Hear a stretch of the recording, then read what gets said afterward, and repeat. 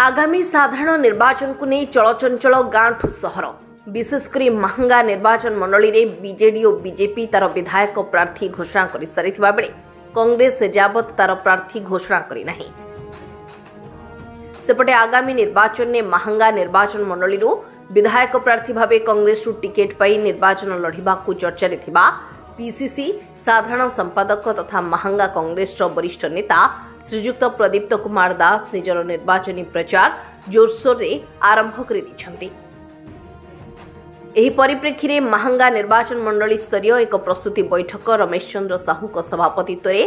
तरत ग्राम पंचायत दामोदरपुर ठारे अनुष्ठित हो जायछि। एथरे महंगा निर्वाचन मंडली शताधिक कांग्रेस कर्मकर्ता समेत बहु वरिष्ठ कांग्रेस नेता जोगदे आगामी दिन में महंगा निर्वाचन मंडली रे कांग्रेस को सुदृढ़ करने सह प्रदीप्त दास को विधायक भावे जितापट कराइबा पई संकल्प नेथिले।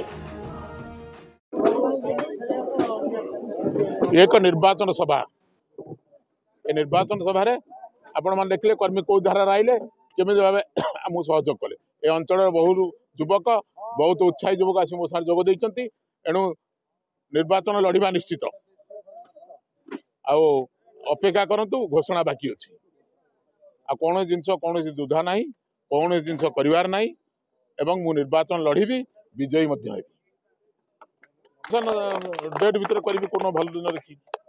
अपन देखिन दिन देखी काली पन देखि दिन महांगावासी स्वाभिमान अंचल महांगारे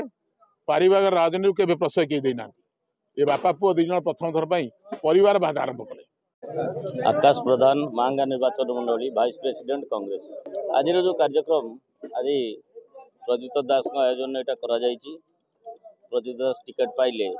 समस्ते सहयोग करेंगे एवं कांग्रेस दल को जिताइबा समस्ते सहित हाथ मिलाइबे कांग्रेस दल महंगार एथर विन कर आगामी दिन में लड़े तो जहाँ जना पड़ी विरोधी एठी बीजेडी सहित लड़े हम निश्चित आम जितबू आम निश्चित जितबू। कटक निश्चिंत कोइली सप्तज्योति राउलंक रिपोर्ट